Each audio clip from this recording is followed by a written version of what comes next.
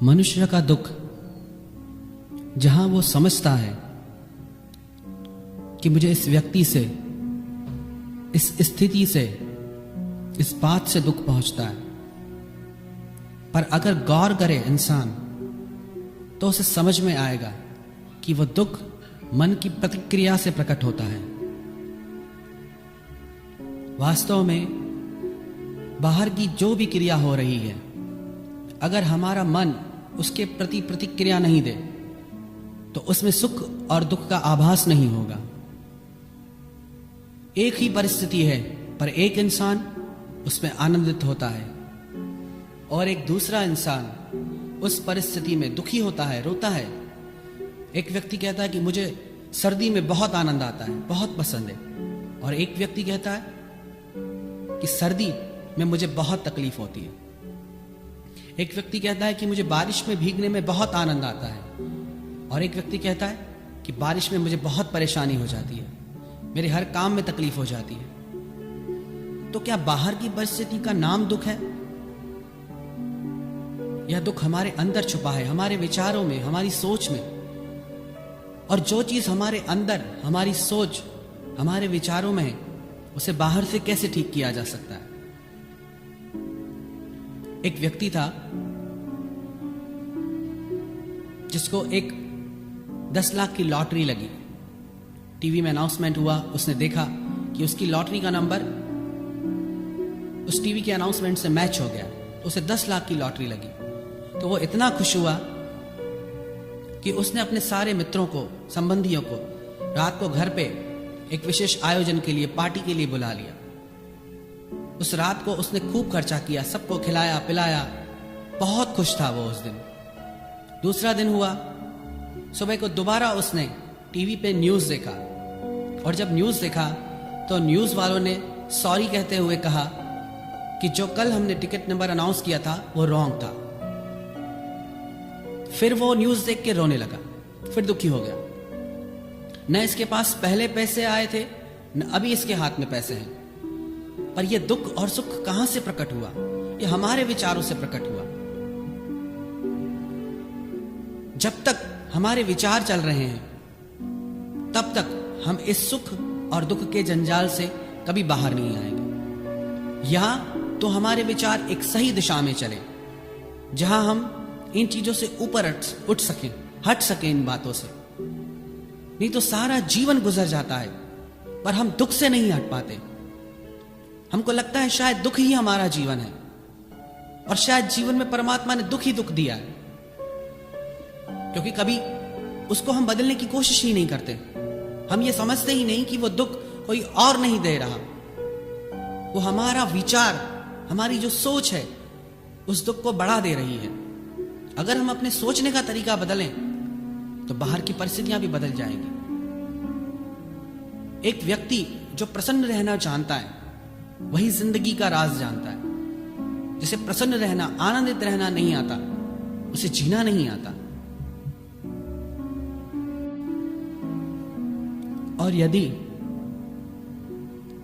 हम रो रो के जीवन गुजारेंगे, दुख में जीवन गुजारेंगे, तो ये जीवन व्यर्थ हो जाएगा। रोने के लिए नहीं मिला जीवन, खोने के लिए नहीं मिला जीवन। ये जीवन मिला है हमको आनंद की प्राप्ति के लिए।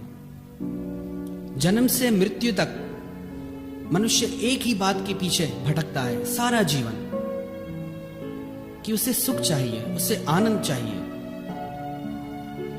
पर हमारी हालत ऐसी है कि घर से निकला था खुशी की तलाश में, और राह में गम मिल गए जो साथ हो लिए। ऐसा क्यों होता है कि दौड़ हमारी सुख के पीछे और हाथ में दुख आता है? दौड़ हमारी प्रेम के पीछे पर हाथ में घृणा आती है। कहीं कुछ गलती है, कहीं कुछ गलत है जो हम समझ नहीं पा रहे। वास्तव में जो हम पाना चाहते हैं, अगर वो हम देना शुरू कर दें तो वो जो प्रकृति है वो हमको 1000 गुना करके लौटाएगी।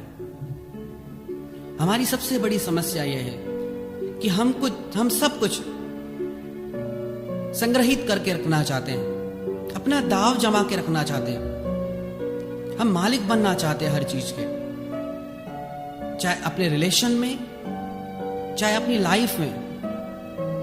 और जहां हम अपना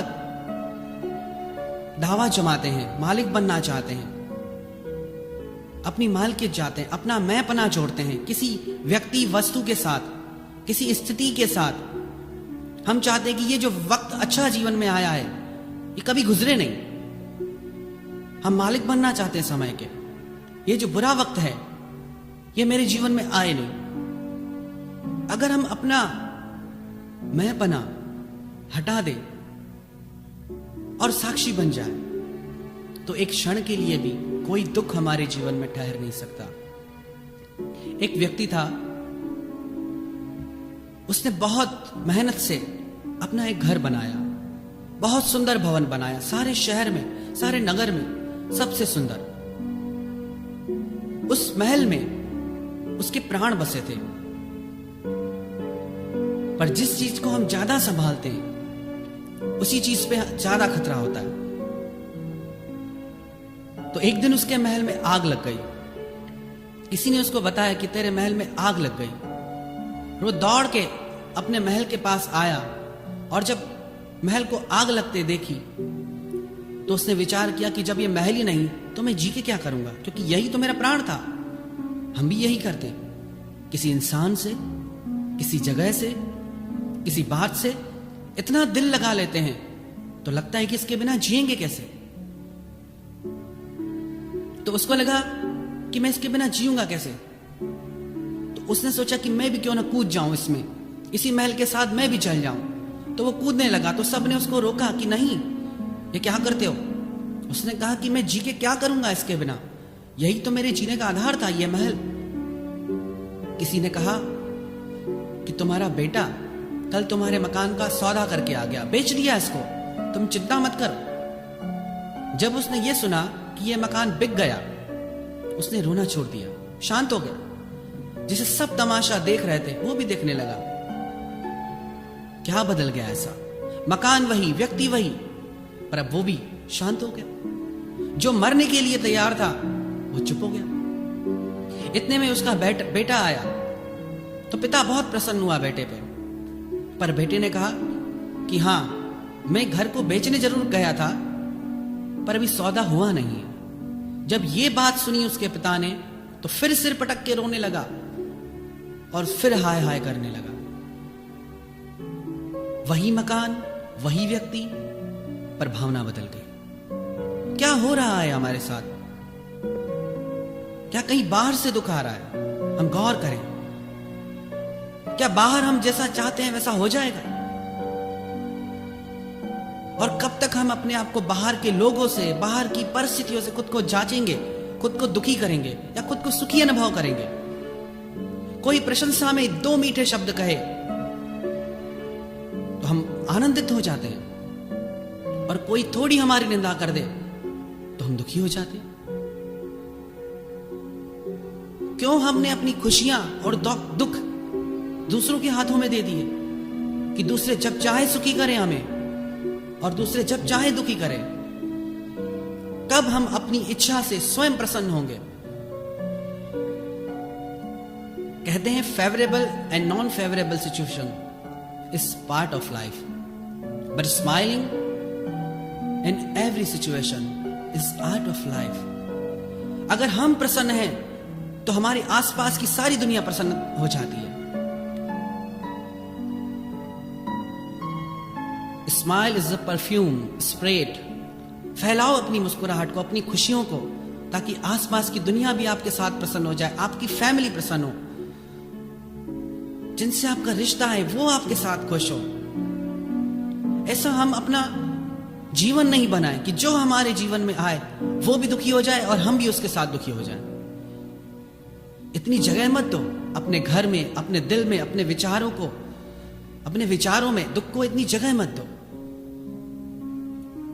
तो हम कोशिश करें कि हम अपने आप से प्रसन्न हो जाएं। जिस दिन अपने आप को एक्सेप्ट करेंगे कि परमात्मा ने हमें क्या नहीं दिया, हम हर जीवन का क्षण एक सेलिब्रेशन की तरह मना सकते हैं, सेलिब्रेट कर सकते हैं, पर पता नहीं क्यों सारा जीवन दुखों में, भटकाओं में गुजरता है। ये जीवन बहुत अनमोल है, पर जिसने मुस्कुराना जान लिया, हंसना सीख लिया, तो उसने जीना सीख लिया।